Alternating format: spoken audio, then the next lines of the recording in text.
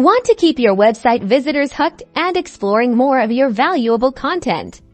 Let's dive into how to effortlessly add related posts right after your articles in WordPress, boosting engagement and site time. First, navigate to your WordPress dashboard. We'll be using a plugin for this, which is the easiest and most common method on the left-hand menu. Hover over Plugins and then click on Add New.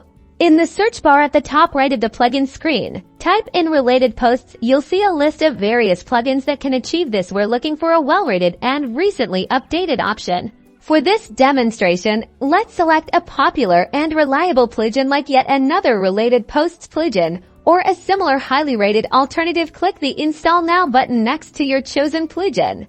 Once the installation is complete, the Install Now button will change to Activate. Click on Activate to enable the plugin's functionality on your WordPress site. After activating, you'll usually find the plugin settings either within the main settings menu or as its own dedicated menu item. Click on the plugin settings to begin customization. On the settings page, you'll have various options to tailor how your related posts appear. You can typically choose the display style, such as thumbnails or just text links, the number of related posts to show, and even the criteria for matching content.